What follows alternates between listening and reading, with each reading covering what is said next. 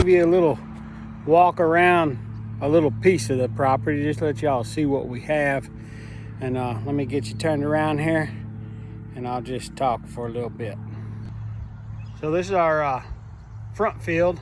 Planted some blueberries down that little hill right there. Pretty sure I'll be singing Blueberry Hill in remembrance of my dad, as he used to always sing that song. And then this field here, last October, was not planted, so it had leftover corn from the year before. So it was about 3 or 4 foot tall. We kept it on there just to feed the animals, because we're avid deer hunters. And the deer were still in it. They were bedding in it. It was so thick for them, so it was pretty good. And but this is one of the fields. We're gonna build the house up by where that RV is. I say a house, it's gonna be a barn dominium.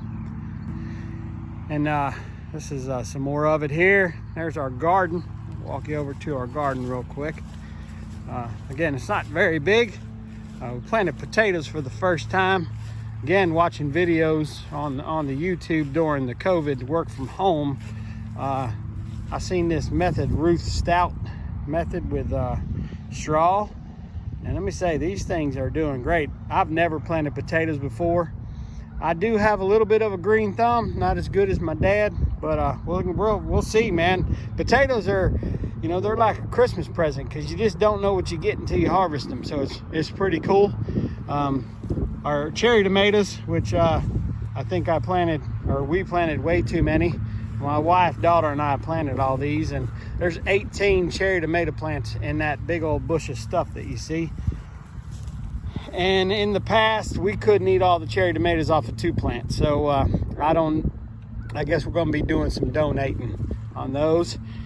And then we've got 18 more plants of sweet peppers. You think about it, you go to the store, you buy that bag of red, orange, and yellow sweet peppers. I took the seeds out of them and planted them. That's what's right there. And they are loaded with peppers, all of them green right now. I do have hot wire around it. We are in the country and there are animals. I don't know how bad they would attack this, so I just put a little hot wire fence. Got that from my stepmom and my dad in Missouri a while back. So that's the garden. Do have some cucumbers. They ain't started out too well this year, but we put a little trellis up to get them up off the ground so I don't have to root through the vines on the ground and grab a hold of a snake instead of a cucumber. So we're there. Another reason why I put this wire up is there's a groundhog in there, and the hole, if I can see it, I'll show it to you, for this groundhog is huge. I bet he's as big as a house. There's his trail, and see if I can see his. No, we can't see it, but that's his trail in and out. That's a humongous sucker. As I said earlier, we got mulberry trees. There's some mulberries right there. There's one right there. Blackberries galore. And this is just one little spot. So, but what's going to end up going in here is I'm going to have a pretty large garden going across this place here.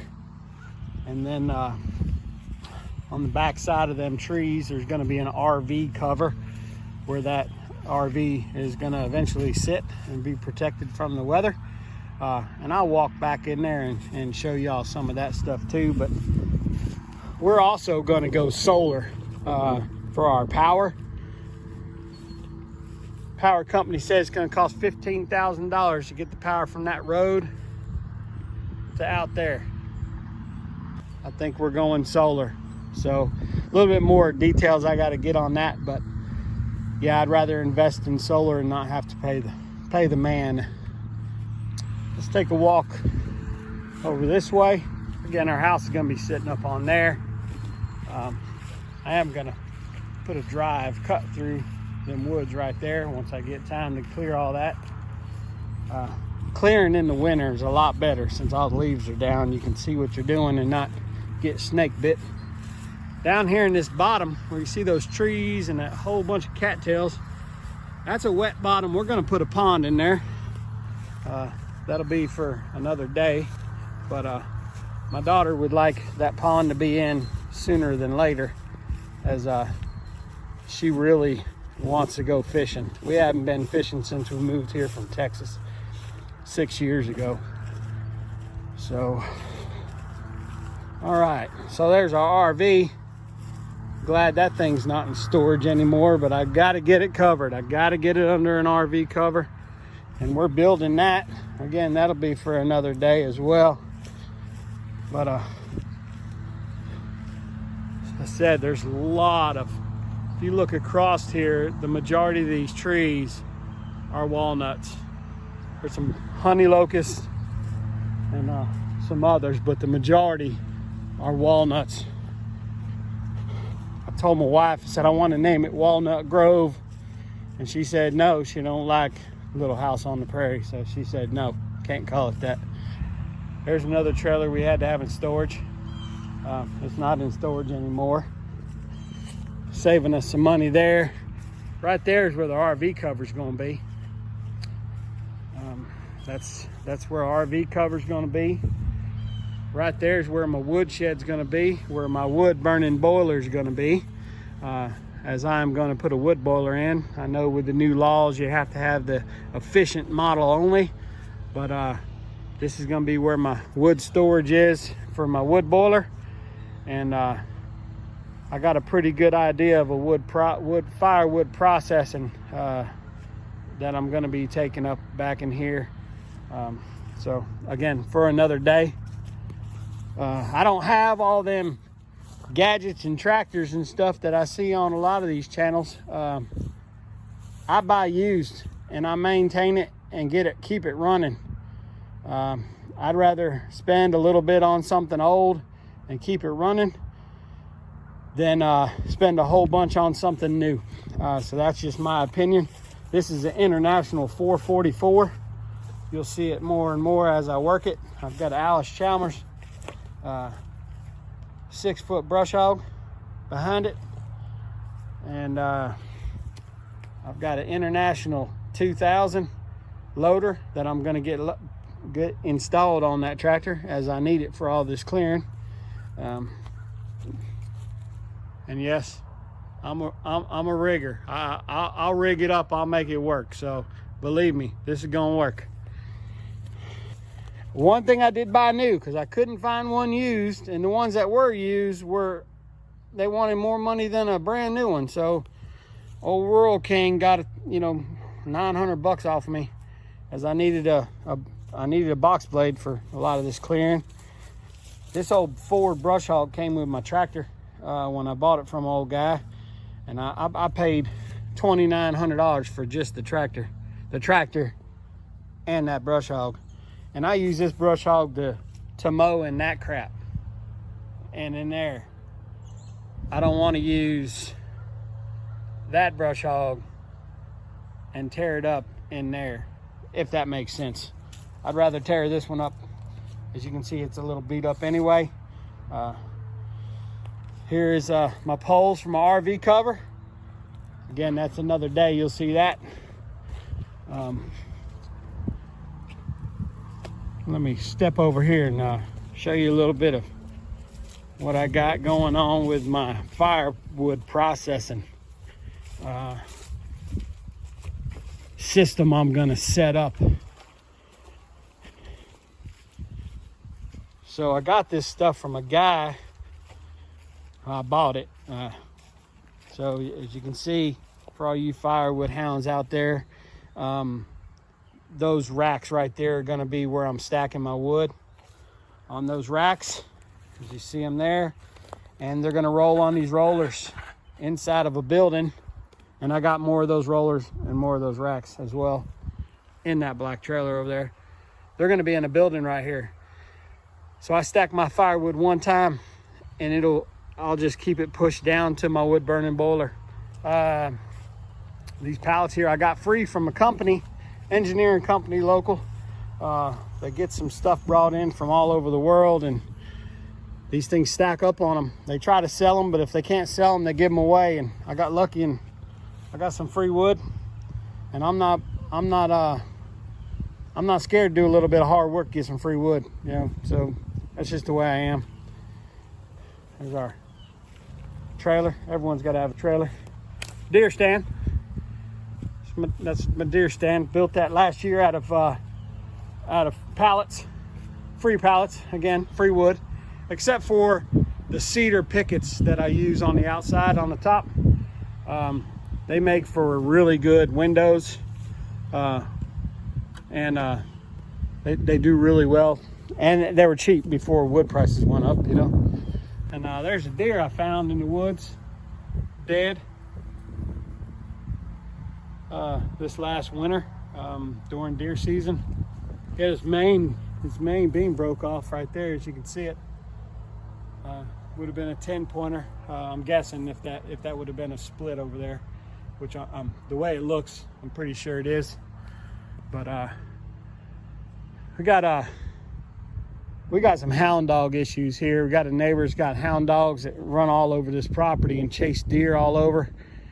And I think they're catching weak bucks that have been rutting really hard, and fawns. I found several dead, all in the same location. So we'll see how that goes. I've already approached the guy. I'm hoping he works with me and keeps his dogs on his own place. Again, I got 54 acres, and that guy's sitting on around 70, so I don't know why he can't keep his dogs on his own property. But, you know, in Indiana, there's basically nothing you can do. So, hands are tied. I just hope the guy will keep the dogs on his own place.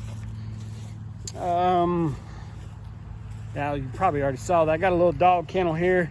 So when my dogs come out and we camp out here, I'll put the dogs up in the kennel for the night. Or if I need to mow and run the tractor, I don't want the dogs running around me. They're not used to it. They're city dogs. Well, one of them's a city dog and the other one's a country dog, but I just don't want to run over one, so I put him in there real quick, and kind of keeps them safe, keeps my mind right, and I ain't got to worry about running them over.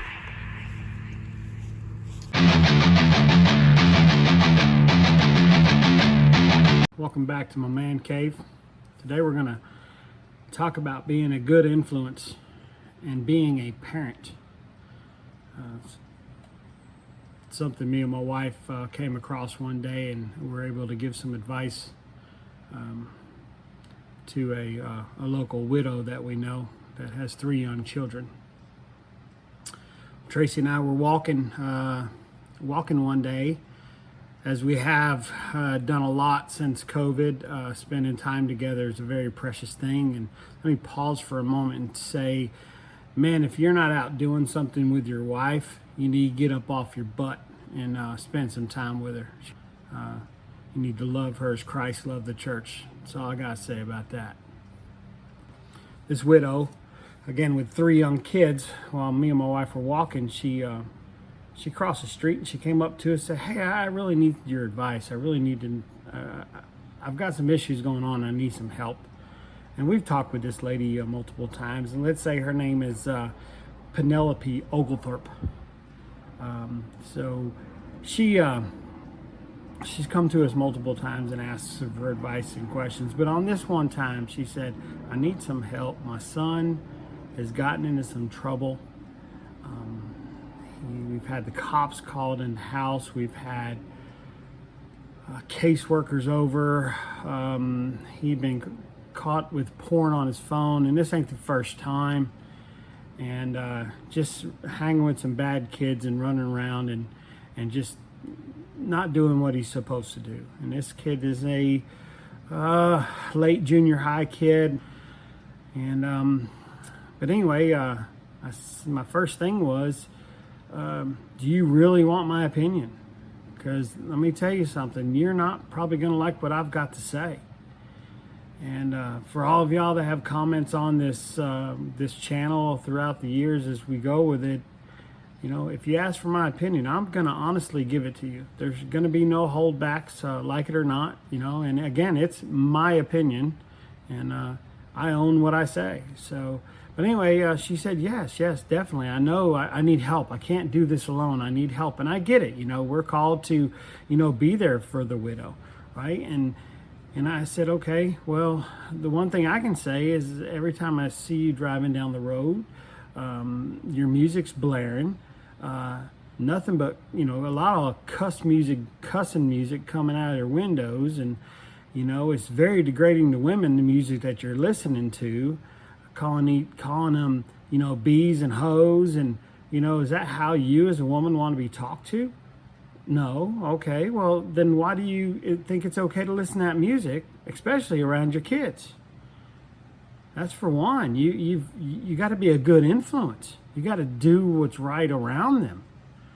And then Tracy, she said, being the teacher that she is, she told her, you have to be a parent. You got to parent your children. She's coming up through the, the school districts Tracy's worked for. She's had a lot of, babies raising babies, young women raising kids alone because there's no daddy in the house, right? And, these you have to parent your children. And, another thing that came out during our discussion is you let your kids run around all over the place. They're all over the streets, riding their bikes all over all different times of night, and we hardly see you come outside to spend time with your kids. You have to parent your kids, parents. That's all there is to it. They ain't gonna like it sometimes, right? But let me tell you something, as they get older, they come to you and say, thank you so much for doing what you did. I've been that kid. People listening's been that kid. And the parents that aren't parenting your kids and you're trying to be best friends with them, hey man, that might work for 1 in a million, but that's not going to work for most, because they're going to take the wrong road and they're going to not learn from what you've taught them. So that's what I got to say today. So I'm going to let you get back out there.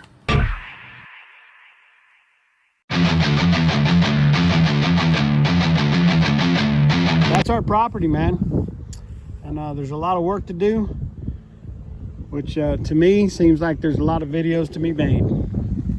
I thank y'all for listening to me, and y'all have a blessed day, blessed weekend, blessed week.